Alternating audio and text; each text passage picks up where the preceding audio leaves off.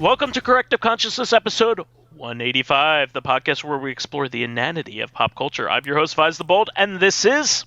Lotus Prince. And we have another wonderful show, sans a third man, for you today. We've never had a third man. The third man. You've always been the caretaker. You are number one.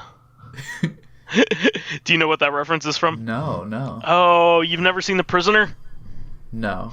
Okay, do you know that Simpsons episode where they have like the koala that gasses them at the end of the episode? I know what the show is. Oh, like, okay. Why did you think that balloon would chase them? Shut up. That's why. Exactly. So that you can't just have like a guy chase them. It's gotta be like a weird floaty balloon. So that is the episode that where they make fun of The Prisoner, which was actually like a really groundbreaking like show in the day. Yeah. Like it was very odd and avant-garde at the time. Basically, the only thing I know about The Prisoner is that parody, and I think you told me actually, but like, no, I don't know. You didn't tell me, but like the big finale reveal that divided audiences at the time. Yeah. So, and there's also like the possibility that his like previous show was like the predecessor in storyline. They don't admit it officially, but because probably legal reasons they didn't option a sequel show or whatever, but it is. So like the whole plot of The Prisoner is like there's a secret agent that goes like streams into London one day and just like goes in there and like does a rant and a rave to his boss and then like hands his resignation. This is all silent, so you don't know what he said or what happened. And then all of a sudden the next day he ends up on an island somewhere where like the whole like the whole island is perfect, but if you try to leave, you're fucked. Like they a gigantic white latex balloon will come out and absorb the shit out of you. That's terrifying. Yeah, no, it sounds goofy, but if that were to happen to you, you would be like, oh shit. Well, does it like look cheesy though, like old Star Trek, where like conceptually it's horrific, but like the technology just wasn't there? Absolutely, but to be fair, a giant latex balloon could kill you by doing what it does, which is suffocate you and absorb you. So you don't want that to happen to you. I mean, the show was a low budget show, but it was written and acted so well that it doesn't matter. Sure. It's just like the original Star Trek. The original Star Trek was a low budget show. Yeah, if you just look at screen captures of it, you're like, what? But like, that's not the magic of the show. Even for back then, it was a low budget show, Star Trek. Yeah. They admit that, and they did what they could with what they had. Well, no, I had heard, actually I think I heard from Red Letter Media, where they would have episodes where they would go to like a planet that was in Western times because they just had access to like the cowboy set. Clothes and saloon sets from some other show. Why not? We're doing this now. Exactly. And that's the kind of stuff that like they only had that island set, so they had to do like interesting stories within that island setting. So anyway, we have a show to put on. Oh, what? You do? Yes. This is show business, Lotus. Oh, it's the kind of show business that doesn't pay you, but in fact takes your money. Oh no. Patreon.com/Lotus Prince. If you want to see my videos early. But we have kind of a awesome thing, but also a bummer thing all at the same time with our first item. And this will be a little controversial, I'm sure, but I know where I stand on it. But for as long as I can remember, as far as like fan translations of Japanese material goes, there are two series in which I have absolutely wanted to get translated more than anything.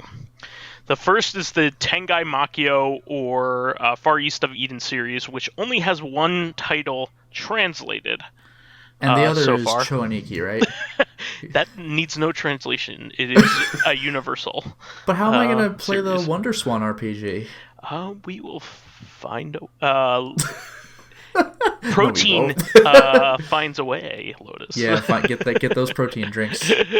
But the other is, of course, the Super Nintendo Goemon quadrilogy. Now, yeah, America only got one of those, and it's freaking amazing. Not only but there's more where that came from. Well, they got subsequent entries. We can't forget that we have 2 more entries on this N64 that we but you said Super Nintendo quadrilogy, though. But the Super Nintendo quadrilogy is like the lost Konami games that we never got. So anybody who knows me knows that I love Konami games. And you also know that I am a huge fan of like action RPGs. So this is like the marriage of the two, and fantastic games that we never had access to. Now, the first game isn't perfect because they localized it heavily for the time. Yeah, I remember, like, I saw a little bit of gameplay of it. If I'm remembering the right game, I think, because it was either this or Pocky and Rocky, but I think I have it right.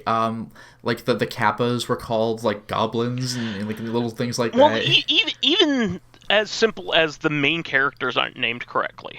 So the name of the game, first of all, is Legend of the Mystical Ninja for the Super Nintendo. Goemon, yeah.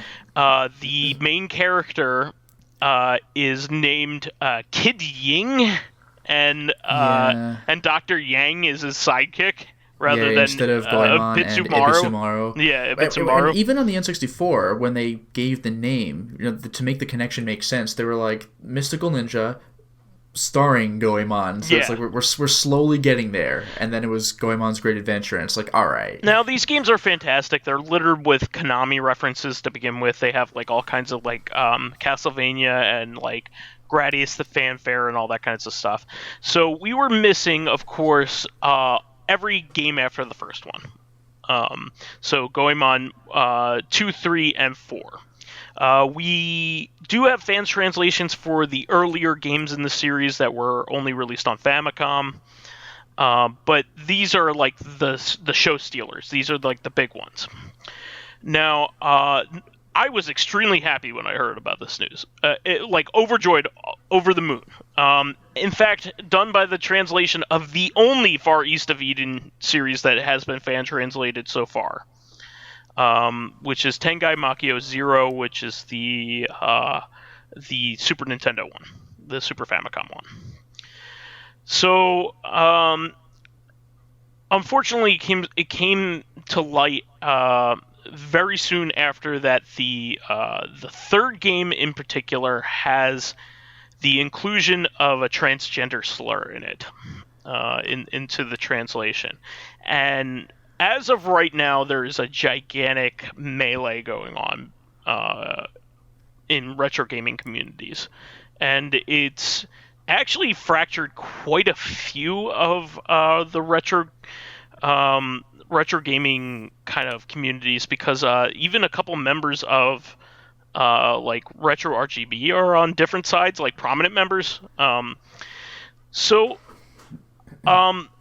first of all. The thing that kills me, though, is that it looks like an innocuous line, like a throwaway one line that one NPC that you don't have to talk to says. It's one of those little like jokey lines. Yeah. And like so like. But it's not treated like that. That's the thing. Like, as far as like beating the game goes, this is like inconsequential. But at the same time, the fact that somebody used that in a translation today is. Like, it's weird, because, like, it's in poor taste, but it's also accurate to what the original, like, pretty much accurate, to what the original line was from, like, whenever that was, the 90s or something. That's why there's a debate. So like, let me state... It's accurate, but offensive, you know? Let me state what happened. So, friend of the show, disclosure here, Hardcore Gaming 101's Kurt Collada posted the screen cap of this line, and the character says, I am quoting this, so don't throw this on me. Kameko says, I'm actually a tranny. Should I tell my boyfriend the truth? That is the translation of the line. Yeah, and like this is a product of the 90s, so like wait, that's the joke. Yeah, like, I was gonna say that in the original Japanese it says that I am a new half, which is a Japanese term for Japanese term for something similar. I think that was actually used for Poison back in the day, like in like the notes for Final Fight. Poison is actually like a guy who transitioned into a woman. Because there was a debate of whether Poison was actually a woman or not, because America, changed it. So it's like, is Poison trans or not? And I think they actually found like old documents for creating like Final Fight that said Poison was like a new half. So like the term was being thrown around back then as well, or well, it's around the same time actually. Now, this was done by DDS Translation Project. They did both games and they released them basically at the same time. My stance is on this that a new half is a complicated term. But I think it's even it's less controversial, a little less controversial than the one that was included. Well, that's debatable because, like, America never has and never will say new half, so they'd be like, oh, okay, whatever. So, like, is it less controversial, or do we just not care because we don't have it in our lexicon? Here's the thing. There is no such thing as a 100% accurate translation of anything.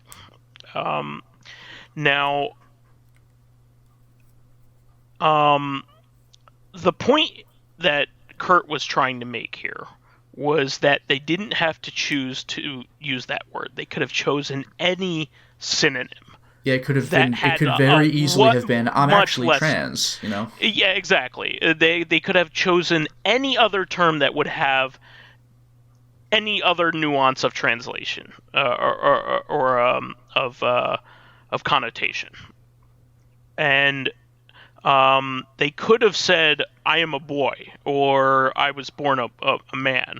Oh, I gotcha. Yeah. They could have said a number of things, but they chose to choose the most offensive word that they could find.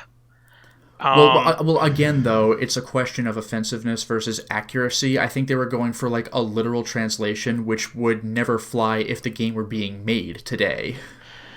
Yeah, and that's why... I don't think they were looking to be assholes. It's just like, oh, that's basically what the word translates to. And it's just like, it ends up being terrible. This is where the debate lies. If you were a translator, and you were going to release this to the public, you would have absolutely thought really hard about this. It's not a throwaway decision. You would have absolutely thought about this and said, do I really want to say this? Is this the line that I want to put out? Because I know it will garner attention. And if so, if you knew that there would be a possibly offensive term in there, wouldn't you want to include a warning for people and say, hey, we did this not to insult people, but as a way of preserving the original intent? Yeah, that's a good point. It's like some kind of message or something would have been nice, even with the original translation. Now, that would have gone a long way. If you had said that right up front, hey, we realize that this... that's what a lot of racist Looney Tunes and things like that right now, they come with Warner a disclaimer. Brothers in particular, yeah. Or even something like Peter Pan has an extremely offensive section of the movie by today's standards. Yeah. Even Dumbo has one, right? Yeah, very early. Well, actually, no, very early and very late. You have the Jim Crows in Dumbo, and you have the opening song. Who made the Red Man Red that's musical Pan, number in Peter Pan? Come on, that's ridiculous by today's standards, and they know. Oh, and how about the the Siamese cats in Lady and the Tramp, or like there's that one plenty. scene in the Aristocat. It's like freaking endless. There's plenty, but all of these things have prefaces to say we are releasing these as historical documents. Essentially, these were wrong. These are wrong right now, and they were wrong back then. But we are preserving them in their original format for historical purposes. Okay, that's the gist of all of those kinds of things. Yeah, it's like classic like Twitter profile. Like, my views do not necessarily reflect the views of my employer, like that kind of thing. So you may think that raging about this is maybe a knee-jerk reaction because this is what Kurt said. Is it not too much to ask for right-wing fan translators to not stick slurs into their work? Mm-hmm. I know what he's saying there. The problem is with a divided political climate right now is that it feels like a lot of people will stick this kind of thing into something like this in order to stick it to certain groups of people. And I absolutely understand his reaction. Now, there are all kinds of people that are defending a literal translation which doesn't exist. Just put that out there. Literal translations do not exist. Other languages have connotations within them and nuances within them that we do not understand unless we have experienced it from within. Nobody can understand how hurtful certain phrases are in America outside of America. And we have certain words that are unmistakably more offensive within America than outside of it. And it's the same with other places. You cannot say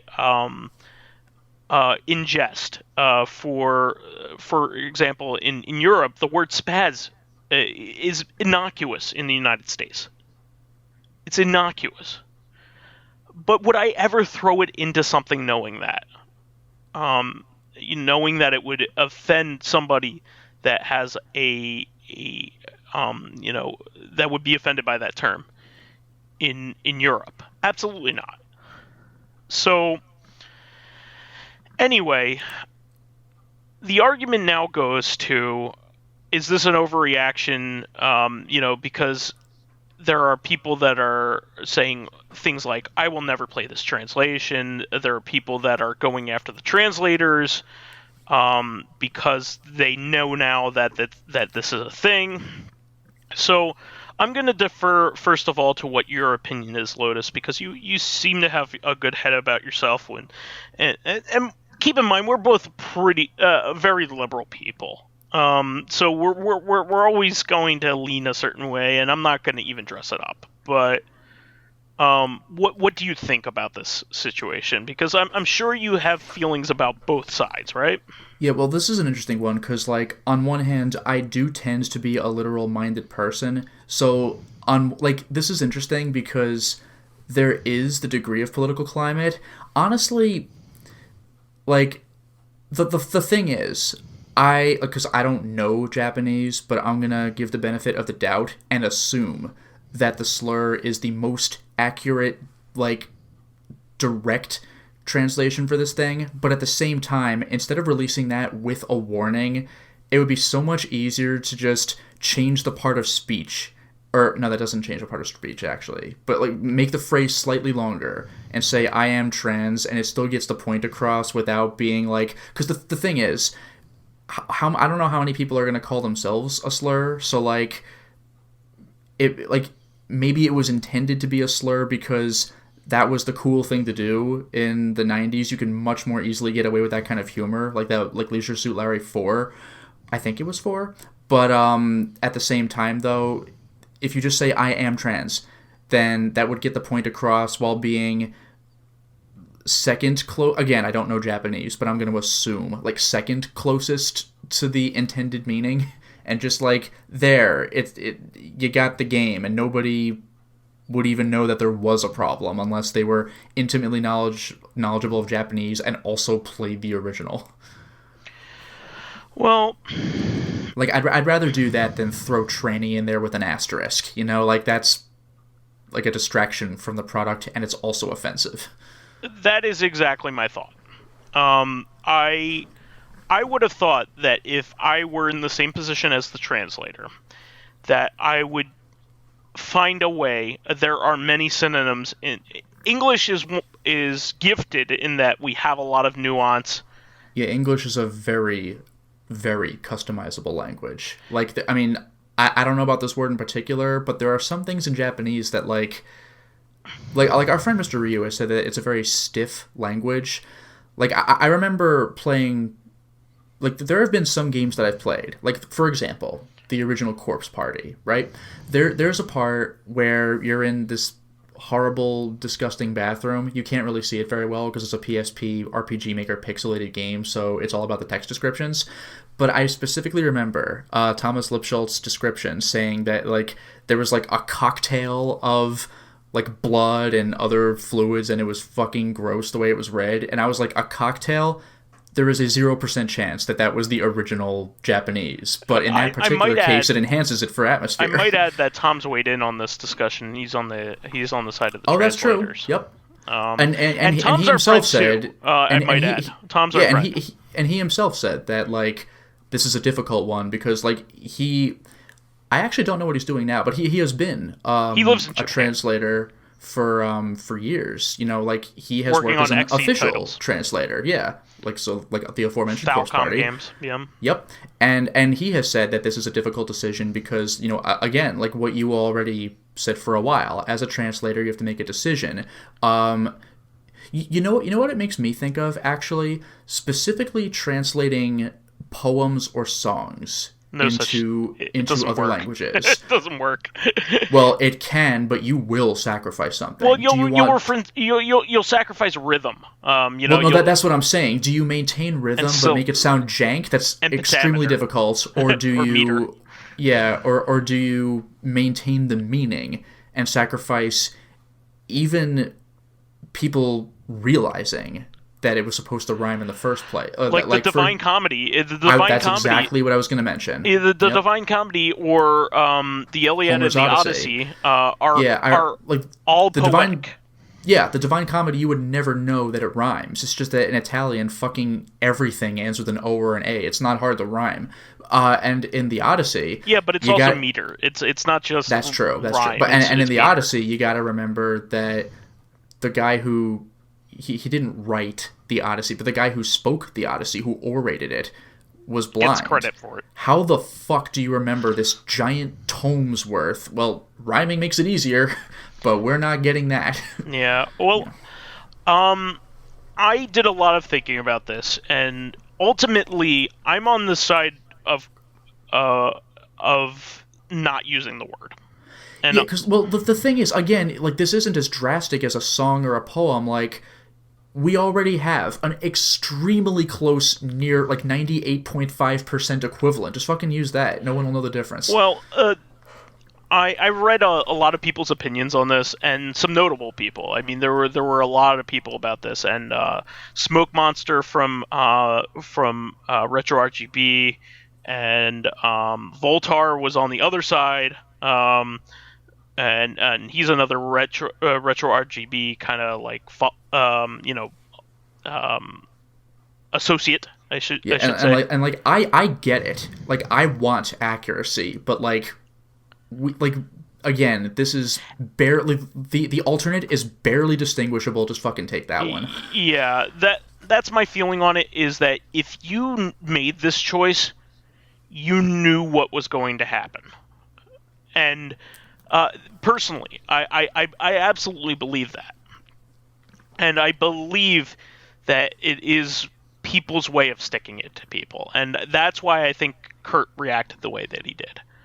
I think that this was a way to rile people up, and they succeeded. I absolutely believe that. I do not think there's an apology out there that says I never wanted to offend anybody. This is Tom the translator. I never wanted to offend anybody, but how could you not know what you were doing without a preface?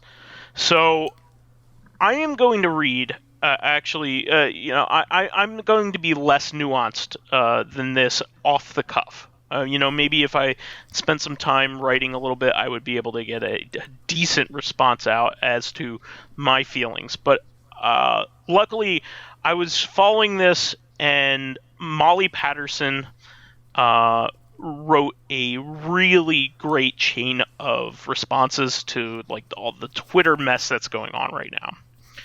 And Molly Patterson is a veteran of the industry, has worked on GameFam since she was a lot younger, GameFam magazine when we were growing up, and used to be on Warning, a huge podcast, which we've referenced several times. Her former name was Shudoshi, if you ever listened to that podcast. Lotus, did you ever listen to that? I'm afraid not. I don't listen to many podcasts. Well, she is also the former head and chief, I think she still is, of Electronic Gaming Monthly. Wow. And also herself a trans person. So I want to read this off because it's a nuanced discussion, but ultimately it's exactly how I felt about it, but very eloquent. In a way that I could not verbalize right now, and she's a wonderful writer, and I think she has a really good feel on things. So not only is she a gamer and has a fantastic purvey of everything that's gone on in video gaming for a very long time, since the 90s, really, and also she's had the pulse on fan translation since the very beginning, and also knows Japanese, and knows a lot about games in general, one of the best experts out there. So I'm going to read it, what she says. There's a real problem on the internet with people jumping to conclusions about a person's intentions and being too strong in their instant assumptions on that situation. So in that, I can understand how all this could feel really harsh on your end. So this is directed towards the translation group. Mm-hmm. On the other hand, it is important to try to understand the feelings of those that have reacted to this as well. No matter what side of people on the internet we want to believe, fuck them, they're just babies, is never a good attitude to take. Given attitudes in Japan at the time, and still even today, it is an easy bet that the line in question was indeed not meant in the nicest of ways originally. So she is saying that the original intent of that particular line probably wasn't... Well, yeah, again, the translators probably did an accurate job, but that leads to the next point. At the same time, new half can be a difficult word to translate. This is something that I was getting at earlier. Since its meaning in a situation can be nuanced. Honestly, I don't think tranny was the worst, this is in quotes, was the worst choice to make, given the game's overall style, from what I know of it. This is a parodic game. This is not a high work of art. This is a goofy, cartoony The Super Nintendo Goemons are goofy as shit. Yeah. And probable meaning at the time. But also wasn't the best choice to make either, and that's a fair point to bring up.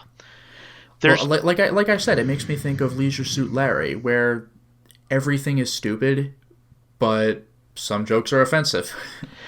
There's no way I think you should allow this criticism to stop you from translation work, because bringing games like this to English speakers is an important part of game preservation. And that is something I'm 100% behind, because I have to say how much I appreciate the overall project. I thought it was great. But I do not think that, this is me speaking, that this was the right choice. And having said that, I can still move on. Well, that's the thing. Yeah, it was the accurate choice, but was it the right choice? But this is back on Molly. But like everything in life, sometimes you need to be willing to reflect on your choices. If you're someone who says, I don't care who I offended, especially if you meant to offend people, then that's when you're an asshole. Otherwise, what matters is that you're big enough to admit that you have made a bad choice and that you say that you're sorry about it. If you're honest about that, at that point, if people won't accept your apology, there's nothing more you can do. And there will always be people that will accept it, no matter how sincere, since some people feed off to crucify others. Take it from somebody who's received 25 plus years of hatred in my life, writing about and reviewing video games. People are going to attack you no matter how much time and effort and care you put into your work. It's just so much easier to send those attacks people's way. Try to be a better person, try to do better work, and try to create work that won't exclude others out of willful ignorance or edgy intentions. Do that, and that's what's important in life. So, I think that puts it exactly right. Yeah, it's very eloquently written. And that's why I read it, because I couldn't have put it a better way. And this is from somebody who has this perspective of a lot of what we're talking about. And I 100% agree with her. I think that this was a bad choice. I really do. I think this was a bad choice, and maybe even one where they were like, it might cause a problem, but screw it. This is what I think is best. But they didn't realize. Again, take Disney's other example, right? You already explained that they re-released their old cartoon movies saying, oh, well, we got some problematic material in here. But at the same time, look at it from the other way. Look at all the live-action remakes they're doing. They could have just done a live-action, just shot-for-shot remake, but they didn't. In the new versions, they definitely took some of that stuff out and are trying to make a cleaner product. So, that could have been done with Goemon as well, with a single word changed. And to be honest, it wouldn't be really censorship at that point, because it's not a 100% translation. It's more like an adaptation for the current market. Not to mention, people love throwing the word censorship around, but censorship is when you're being, told or compelled to by a power modify your language. Even when the entire internet audience yells at you, they're not really compelling you, though. It's your decision, and whatever happens. No, the fact that you choose to make something not actively be an asshole is not censorship. It's the government or somebody who has actual power over you that can censor you. A gigantic corporation that employs you can censor you for sure. When you agree to their TOS, but there's all sorts of offensive language that people have the legal right to use. They're just really better off not using it. That is not censorship. Yeah. I'm not going to spend much more time on this, but I understand. Believe me, I understand the importance of an original intent, but you could have done that with a different word. You really could have. And I do believe that this situation was handled poorly. At the same time, there are people out there that say they're not going to pay the translation at all, and will refuse to. Yeah. That one NPC's throwaway line that I might have missed in my playthrough anyway has convinced me. This is what I'm getting at. this is a free product. This is a free work. This is a fan translation of a Japanese game, which well, you did. Yeah, you're not talking with your wallet. Like there is no transaction. You're not withholding anything from anybody by yeah, this is not a it. boycott. You're only preventing yourself from your one chance at playing this thing in English. Yeah.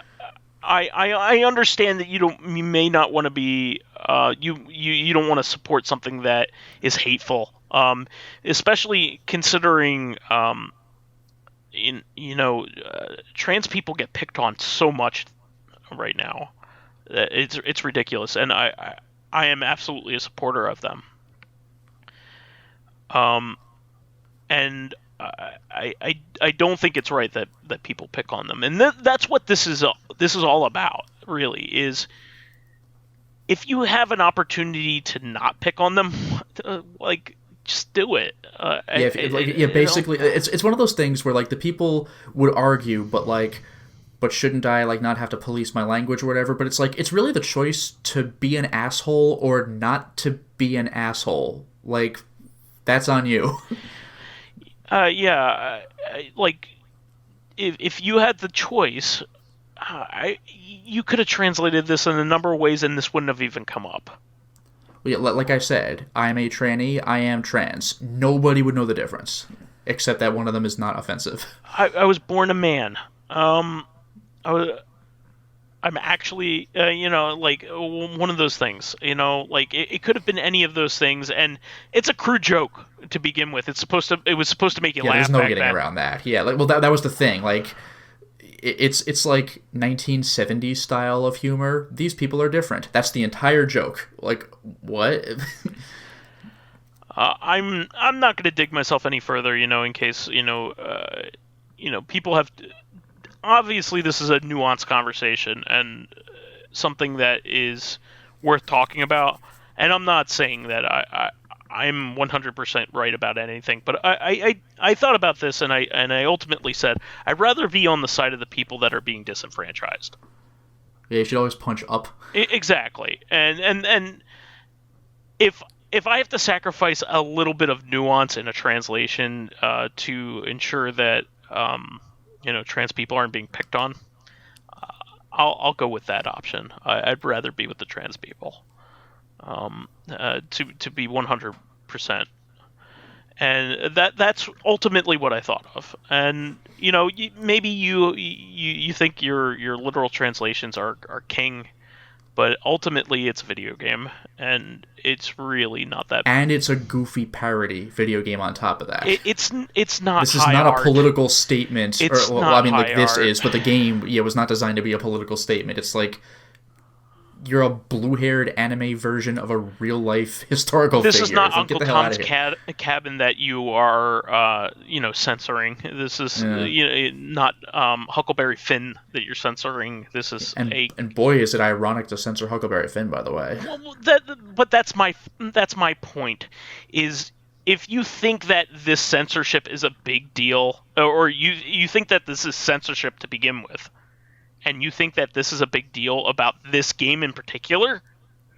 Yeah, about a game you've never heard of until other people retweeted it? Then you have a very serious problem in engaging the importance of things.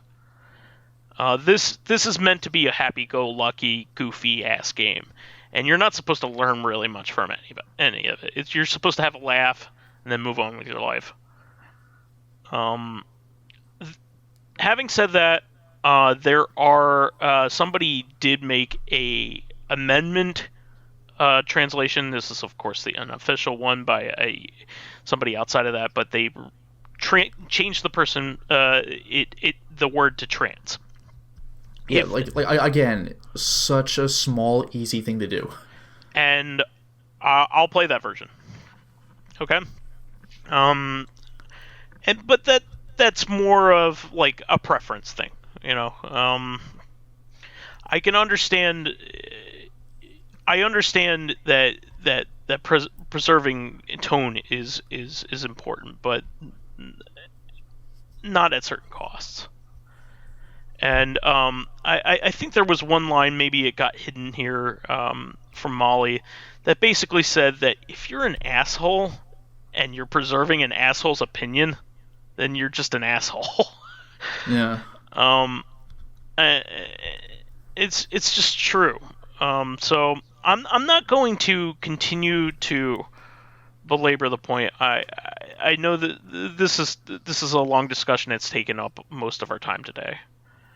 But this is the way I feel. Ultimately, I think it was a bad choice on the translator's part, and I'm just going to stick to that. You could disagree with me, absolutely. I'm hardly an arbiter, but that's my thought, and I'm sure Lotus, you sound like you think similarly.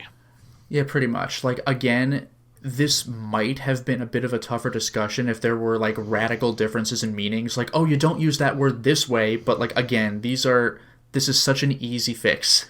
Okay, so that's enough. I'm sure whoever clicked into this one knew what they were getting to. I'm sure they you wanted to hear what we had to say, and in many ways you could probably guess how we were going to feel.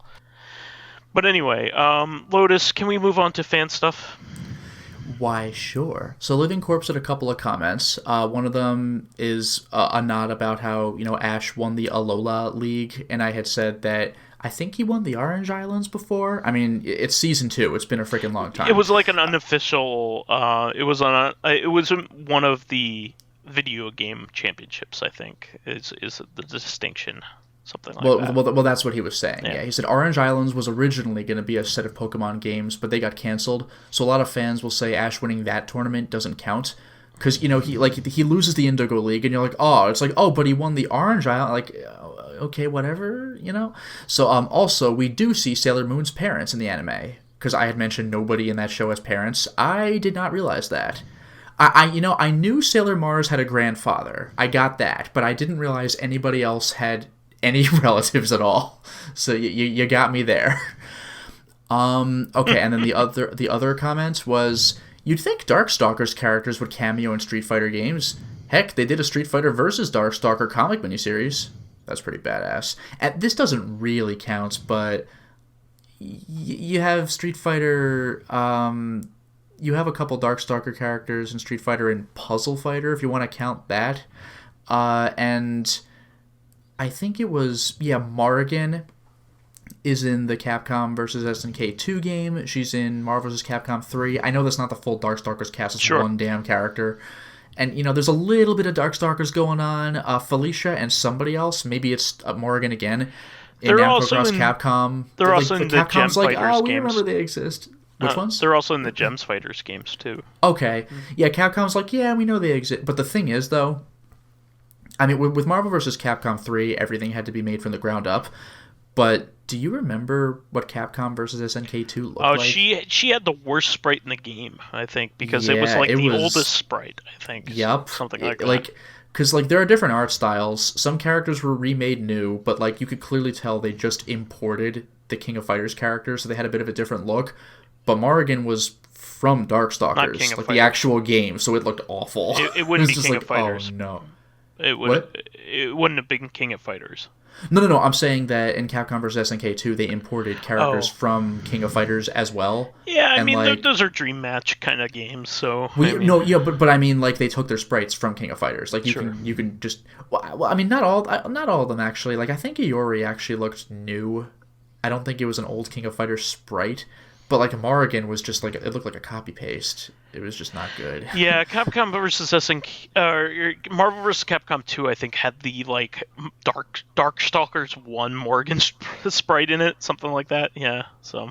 Yeah. Oh, MVC2 did? Yeah. And Capcom vs. SNK 2 sure as hell did. It was woof. Anyway, School Filmer says...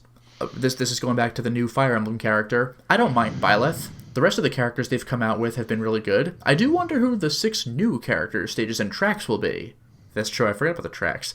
There might still be a chance for some Yokai Watch representation yet, especially the music for the games. I think the battle and boss music tracks would fit pretty well, maybe even some remixes. Smash certainly does both of those things. They remixed freaking Megalovania. They made a Smash version of Megalovania, which is freaking amazing. One can only hope as time will tell. I'm excited for Dragon Quest Your Story. I've been playing Dragon Quest 11S on the Switch like crazy, and I'm really enjoying it, even 110 plus hours in. Wow. Yeah, Vice would know. Yeah. Fakafon says... Yeah, this is a pretty good point. Fakafon says, how spoiled are we, huh? We get a game that reunites, or even just reunites, and in some cases just unites, so many Nintendo franchises. Sony, Ubisoft, etc., and we're like, didn't want that character, why is this one not here? Apply for Nintendo, make a difference. Get your favorite character in Smash, it'll be a cinch. That could very well be the case, too. And then finally, Dracologist says, Rabbids makes sense considering they debuted on the Wii. I didn't realize that. Honestly, the Sun and Moon animation... because the Raving Rabbids was a launch title for the Wii. Gotcha. Yeah. And then Dracologist says, honestly, for Pokemon, the Sun and Moon animation was the best of the series. Shame about the current. I can't speak for the animation, but the art style does look very different from what it used to. I remember it threw people off, the Alola stuff. Sure. So the question is from Living Corpse. We're getting all these advancements in visuals when it comes to video games like HDR and ray tracing, but I remember reading that someone who works on sound design for video games is not happy that not much has been done with sound in the past 20 years. And I agree with them. Sound is just as important as visuals, and it doesn't get nearly as much attention. What do you think needs more attention to be improved on, be it video games or something else tech-related? I will throw out one thing, coincidentally another Corpse Party mention. I think it was revolutionary technology at the time, that they actually recorded with some kind of 3D microphone to make it sound like if you're wearing headphones, sounds are coming from particular directions or behind you. It was really next level gaming at the time, so that was a pretty cool sound. I can't even really necessarily say advancement because I don't know any other games that have done that, but that was a very cool tweak. It falls flat if you're not using headphones, but if you are, oh boy. But yeah, so what else needs more attention to be improved? It's very easy to say graphics every time. What do you think might be being overlooked for improvement on video games or something else that's tech related? I think the future of what will be a lot more fun in games will be tactile experiences. Oh. So I think back to some of the things that I think is really cool in arcade experiences, for example.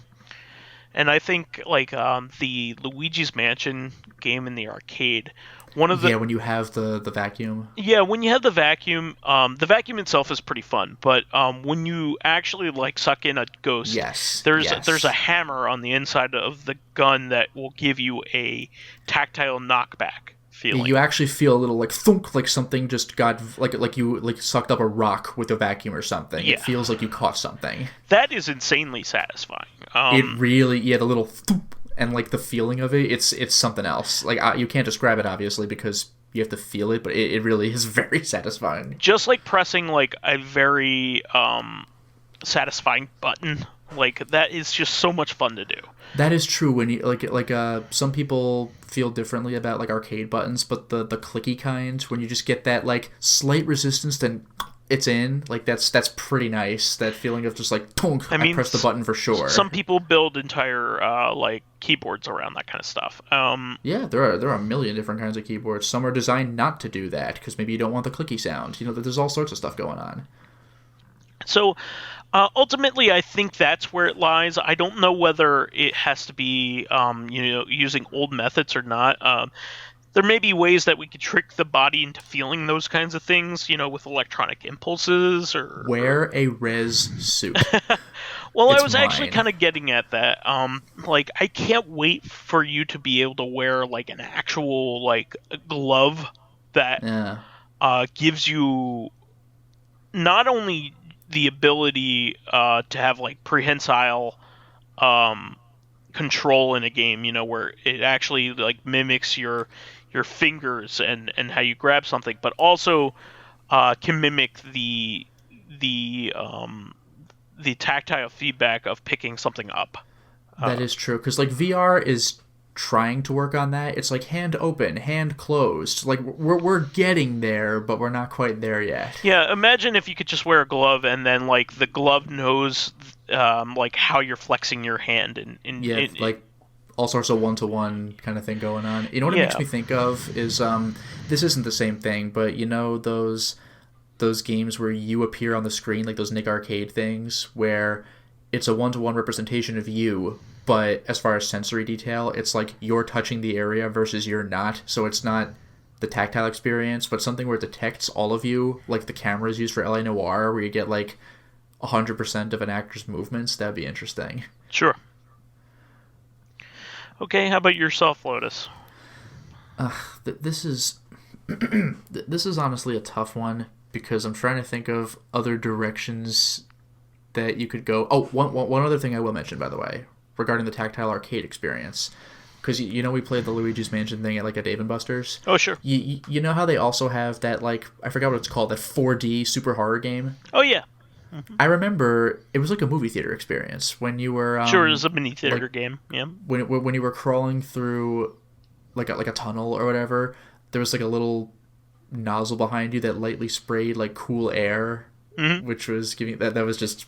Like, so you got a little bit on the back of your neck. I love that kind of stuff, yeah. It's real, it's really happening. Like the Star Wars battle pods and like the Namco like Ace Combat kind of battle pod also have like a fan that blows on you, like as if you while you're accelerating. Like, sure. That's so cool. I love this. I love stuff like that. Actually, this is something. This is almost cheating, because I don't know how much it really matters, with like the exception of a niche group, but you know what would be nice is if we could somehow develop a way for technology to not have to, like, mainly TVs, to not have to like violently refresh when like a resolution change happens. This is more of like a personal, like, just whining about something I don't have. But like when you know, like even on the PS3, I'm not using a FrameMeister. You don't have to be a Let's Player for this, but even on the PS3, when I want to play a PS1 game, or honestly, even a PS3 game that's not 1080, like the menu is, when you launch the game, the TV blacks out and blacks back in. Like, unless you're playing on like a CRT with composite cables. With or the PS4, if you have a retro they... Yeah, like with the PS4, it's like seamless when you load something, and with the Vita... But with the PS3, there's like black, and now the picture's back. You know, like I would just love for, I don't know, like I guess just a better TV refresh rate or something. Like that's a very specific thing that doesn't matter in most of the time. So it's kind of like an unfair answer, but that would be pretty cool. And that is the show for this week. We want to thank all of our fans who contributed questions. Please keep us supplied with awesome topics by submitting questions of your own via the YouTube and SoundCloud pages. While there, please keep us thumbs ups, likes, and 5-star ratings on iTunes. It helps promote and spread us awareness of the show, and any bit of encouragement helps keep the show going. You can also catch us on Tuesdays on our sister podcast, Corrective Consciousness, the in-depth look at this week in our lives. Finally, you can friend me as vysethebold on Steam, PSN, Xbox Live, and Twitter, and pretty much anything else. And you could follow me on my YouTube channel, Lotus Prince. You can hit me up on Twitter at Lotus Prince. And finally, if you are interested in seeing my videos early, getting in on exclusive live streams, selecting upcoming games for me to Let's Play, or get involved in conversations with me and other patrons on Discord, then perhaps consider swinging by my Patreon account, which can be found at patreon.com/LotusPrince. And next week, hopefully, we'll have a much lighter topic. We'll catch you then. Until next time, everyone. Bye.